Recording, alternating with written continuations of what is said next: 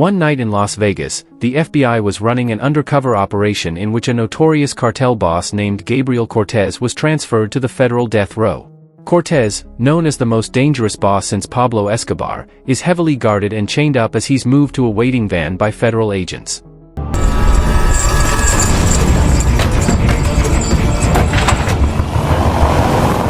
Agent John Bannister is the one calling the shots for this op. He's got a whole convoy lined up, and he's even got the human rescue team on board. They strategically positioned the van carrying Cortez and the agent guarding him in the middle. Just when everything seems to be going according to plan, the unthinkable happens. An electromagnetic crane, operated from the rooftop of a nearby building, lifts the van off the ground. Here, the electromagnet thoughtfully decides to only attract the agent's gun, not the prisoner's shackles and all the other metal stuff. Cortez, who was ready for this, suddenly lashes out at the agent and begins grappling with him. Meanwhile, Agent John and his team are completely stunned by the situation happening right in front of them. Out of nowhere, a gunner in black on the van's roof sparks a shootout with the FBI, resulting in the driver's instant death.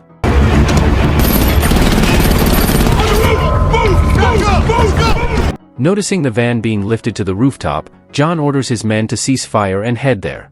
The FBI and the HRT swarm into the building as the van lands on the roof. Amidst the ongoing struggle in the van, Cortez's crew detonates a bomb and blows open the back door. Using an agent as a shield, Cortez makes his escape from the van, ziplining with his crew to the building across the street. Among the confusion, John notices the zip lines. The cartel seems to have thought of everything. As the feds get closer to the building, a bunch of men dressed as prisoners start running around the area, adding to the confusion. John believes he's captured Cortez when he catches one of them, only to realize he's been tricked. This distraction lets Cortez slip into an elevator and change clothes to continue his precisely detailed plan. In a side alley, Agents Richards and McKay are searching for Cortez when suddenly a car speeds towards them, hitting McKay. Calmly stepping out of the car, Cortez disarms Agent Richards before making his way towards McKay. Cortez seems to know everything about the man, even that he's going to be a dad soon. Despite this, as soon as McKay puts his gun down, Cortez cold-bloodedly puts a bullet into his brain. Unable to reach Richards via radio, John rushes to the alley, only to find McKay dead and Richards nowhere to be seen. Let's take a trip back to the day before in Somerton, Arizona, right near the Mexican border. That's where we find Sheriff Ray Owens. He's a former LAPD officer who went through specialized training in the elite tactical division. Ray's no stranger to danger. He even got a Valor Medal after surviving being shot 5 times during a shootout with drug smugglers, but sadly his team didn't make it. It's no wonder he decided to leave the chaos behind and be the sheriff here in Somerton. So it's Ray's day off, and most of the townsfolk including the mayor are getting ready to catch a football game. But before they all head out, the mayor hands Ray the key to his dear Chevy and asks him to take good care of her. Later at the local diner, Ray bumps into a couple of suspicious truckers, one named Burrell who claims to be transporting auto parts. Ray's intuition kicks in when they hastily depart, making him write down their license plate number just in case.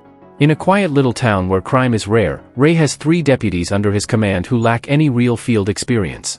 2 of them, Mike and Jerry, have decided to put the donuts aside and have some real fun by shooting a slab of beef, accompanied by Dinkum, a vintage arms enthusiast and museum owner. Jerry's a total rookie. He doesn't seem to have any idea what recoil is and ends up breaking his own nose with the first shot. The fun comes to an end when Ray enters the scene and scolds them. After handing over the license plate number to his deputies and telling them to run it, Ray joins the beef shooters and shows them how it's done. Yeah, I got something for you. Okay. In this place for me. Burrell meets his crew at a farm near town. It turns out that Ray's suspicions are correct. Burrell is not transporting car parts and he is involved in some shady dealings. To satisfy the landowning farmer, Burrell offered him money, but the stubborn old man just wanted him to leave his property, pulled out his rifle and fired a warning shot. As a result, Burrell ordered his men to shoot the farmer as he walked away gently. Some trouble with the farmer. Get the hell off my property. Take the lead. At the Somerton Sheriff's Office, we meet another deputy, Sarah. She put her ex-boyfriend in jail, as ordered by the sheriff. The man is Frank, a veteran who served in Iraq and Afghanistan and has been a close friend of Jerry's for years. It's clear that Frank wants to mend fences with Sarah, but Sarah isn't interested. Later, Jerry asks Mike to show him how to run the number plate Ray gave him earlier. Later that evening, Jerry goes to Ray's place and informs him that Burrell, the owner of the plate, has no criminal record. However, that's not the only purpose of Jerry's visit. He asks Ray to help him get a job with the LAPD, to which Ray agrees. The next morning, Ray is woken up by a phone call. The restaurant worker, Christy, tells him that the farmer hasn't delivered the milk, and she's worried because the old man has never missed a delivery for as long as she can remember. Ray sends 2 of his deputies to check the farmhouse, and they soon discover the old man's body on the floor. When the sheriff arrives at the murder scene, he orders Sarah and Jerry to look for tire tracks. Despite Mike's theory of a botched robbery, Ray thinks otherwise. After examining the gunshot wound to the farmer's head, he concludes that the murder weapon was not a gun. Further investigation of the area reveals blood trails outside the house. As a result, Ray concludes that the victim was actually killed outside the house and then moved inside to thwart the investigation. Back in Vegas, John and his team learn that Cortez and his crew are separated in the car park. He and Agent Richards are in a specially modified Corvette ZR1, a 1,000 horsepower monster that was stolen just days ago. Cortez, who is also a professional racing driver, is speeding down the street and no police car can catch him. Agent Richards is trapped in the passenger seat, handcuffed to the steering wheel as a hostage, watching Cortez drive the car in terror. On John's orders, all airfields and private landlines had been closed, leaving Cortez no choice but to stay on the road. She calls John on a disposable phone and threatens that if he tries to stop her, Richards will pay the price.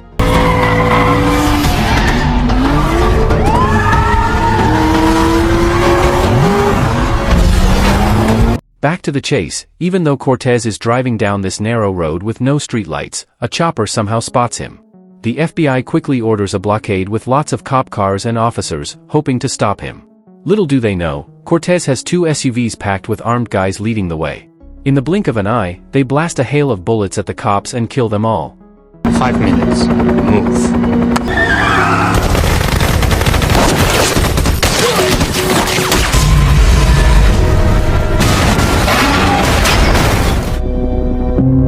The barricade's been completely destroyed. Then a truck equipped with a massive cowcatcher clears the path, letting Cortez pass without a scratch. Although Cortez got rid of the roadblock, he's still got that chopper on his tail. After driving for a bit, it becomes clear that Agent Richards was actually bought off by Cortez, and she was the one who provided him with information for his rescue mission. According to their deal, Cortez moves $3 million into the lady's Swiss bank account. He then gives her the go-ahead to remove her handcuffs, allowing her to come out of the hostage role she's been playing. Then Cortez pulls off his next move. He switches on the night vision camera, kills the headlights, and slams the brakes to vanish from the chopper's sight. When the chopper tries to turn around, Cortez simply keeps driving in his direction and manages to slip away unnoticed.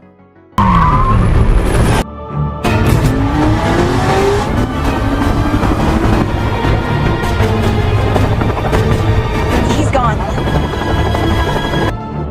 Now he drives like a shadow in the night, leaving John frustrated over another defeat against Cortez. John quickly begins figuring out that Cortez is heading for the Mexican border. The only way across is Los Algodones crossing point. However, the nearest path to the border goes through Somerton, and there are no official roads from there to the border. If Cortez gets to the border through Somerton, a deep narrow valley awaits him. Nevertheless, John decides to give the sheriff a ring and fill him in. He speaks arrogantly and belittles Ray, but Ray hangs up on him. Knowing that a fugitive may be coming to his small town, Ray starts connecting the dots between the fugitive, the old man's murder, and the truckers he spotted at the diner. At the same time, Jerry and Sarah are following the tire tracks, and they lead them straight to the border. Their Burrell and his crew are busting their tails building a bridge for Cortez to make his great escape. Then, Ray comes in over the radio, telling Sarah to stay away from those guys once he figures out what's going on. But poor Jerry's already caught up in the chaos. He takes a bullet and hits the dirt.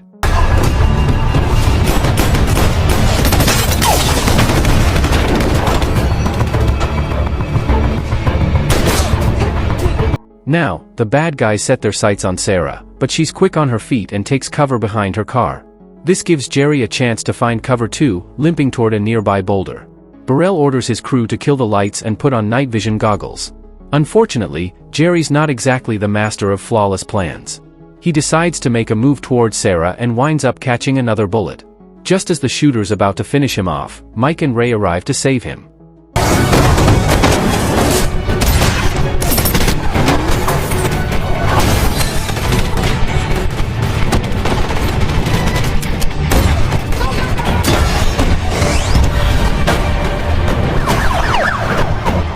Ray mows down the guy, taking out a few other bad guys and saves Jerry and Sarah from the mess.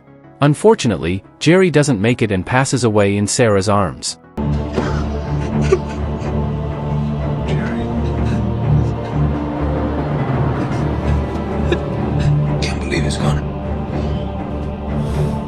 Later, at the sheriff's office, Frank is devastated to learn about his best friend's passing. His feelings hit hard when he finds out Jerry's last words were asking Sarah to make things right with Frank. Ray gives John a call a bit later. Even though John doubts it, Ray is 100% sure the fugitive is heading straight for Somerton because he witnessed a mobile assault bridge being put up across the valley. Nevertheless, John tries to act like he's in control and talks down to Ray. But Ray gets really mad and hangs up on him again. John quickly sends a SWAT team over to Somerton, and Cortez encounters them on his way. He hits the gas and zooms past the team, pulls off a J-turn, and starts driving backward right in front of the SWAT SUV. Before they know what's happening, Cortez slams on the brakes, making a ramp for the Suburban. Cortez then pulls off another J-turn and drives away like a boss, leaving the SWAT Hummer to crash right into the mess.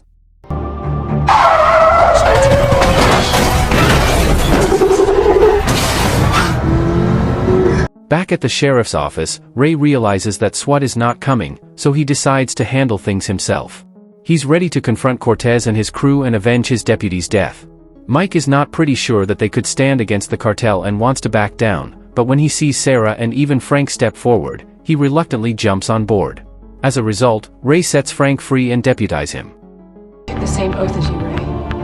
Need my help. You happy? They all head over to Dinkum's place to grab some gear from his museum. But the gun maniac wants to be a deputy like Frank. He brings along all kinds of weapons, from sniper rifles to machine guns, and even this toy-like one that looks kinda like the one on my phone. Witness. Voila! What a beauty. Bring everything you got.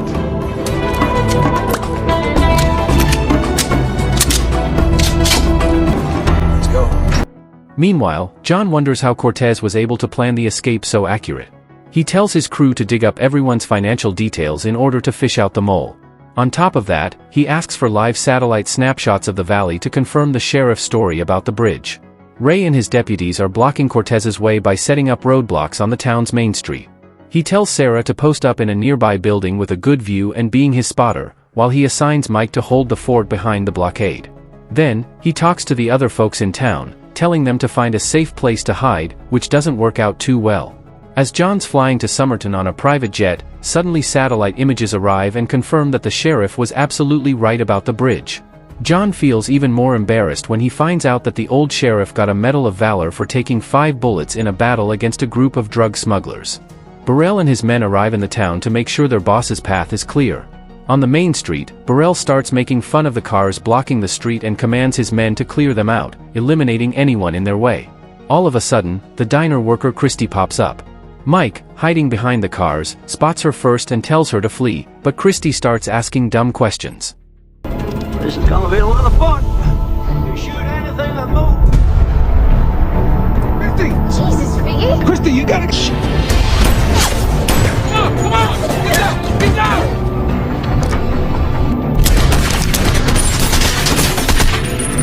This prompts Mike to take action, opening fire to protect the girl. He lays down cover fire so she can dash to safety in the diner.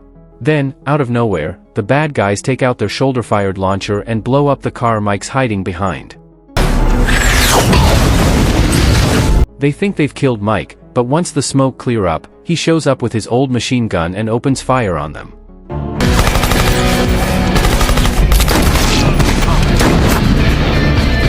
Although he manages to hit several, a sniper's shot eventually brings him down. That's when Sarah steps in and shoots down the sniper, diverting attention to herself. The bad guys start raining bullets on her hiding spot. One of them manages to reach the rooftop, but just as he's about to shoot, Frank arrives in a school bus. Suddenly this guy's ADHD kicks in and he decides to jump onto the bus and get his head shot. Frank pulls off a handbrake turn real quick, making sure the rear is facing the bad guys.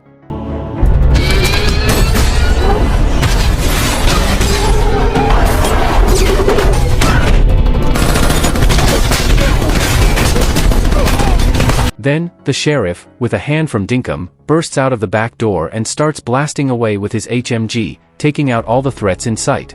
However, there's still more to come. Burrell, hiding behind a car, and one of his goons up on a rooftop start shooting back. Ray jumps into action once again, smashing through the door to get inside the diner.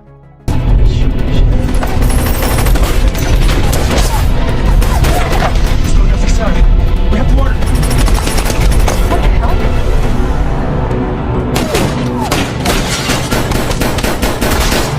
Once on the roof, he tackles the rooftop shooter and headshots him while in midair.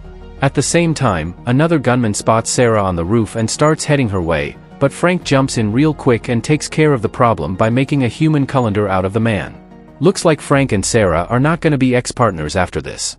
On the other hand, the only guy left from Burrell's crew tries to attack Dinkum, but ends up blown to bits by his wacky gun.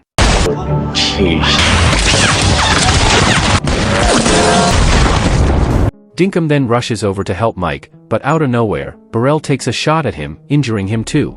That totally ticks off Ray, and he decides to go after Burrell himself.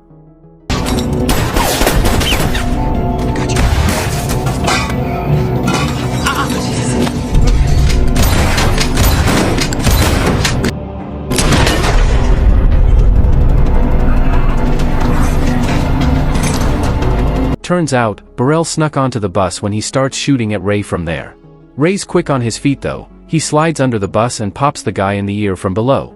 Then, he jumps on the bus and takes him out cold, proving who's the boss around here. Drop the weapon.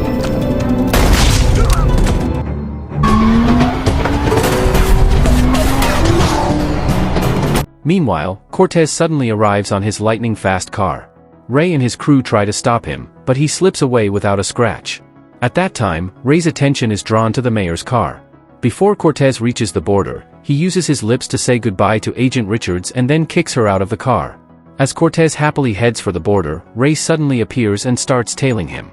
They're neck and neck, playing a little game of chase, but they both end up crashing into a farm machine and come to a stop.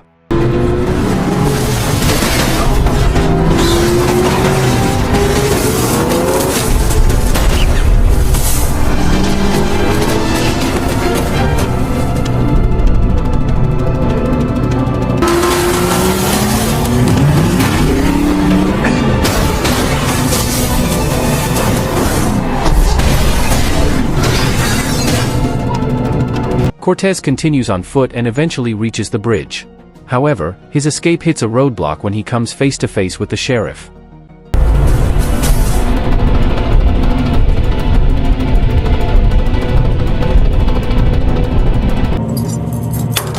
Put those on, or I will. Cortez tries to bribe him with a whopping $10 million, but Ray just tosses a handcuff his way and tells him to slap it on. Refusing to comply, Cortez finds himself in a tense standoff with the sheriff.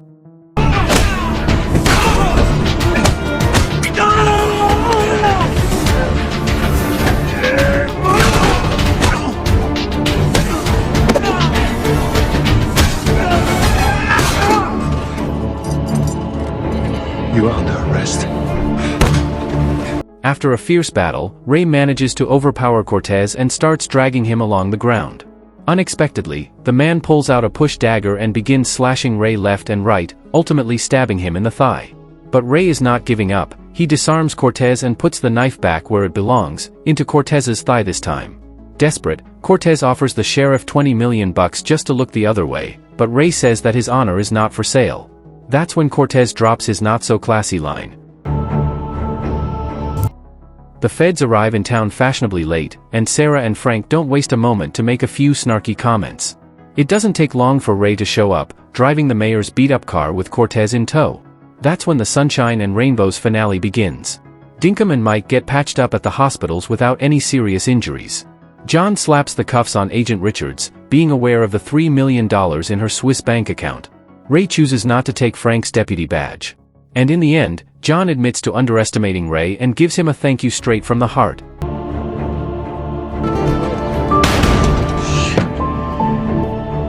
Hey, you don't give up too easy. Impressive. The only one who doesn't seem happy is the mayor, who ends up with a wreck instead of his car. If you enjoyed this video, don't be shy, hit the like button, and if you disliked it, hit the dislike button twice just to be sure. You should watch the full movie. Thank you very much for watching.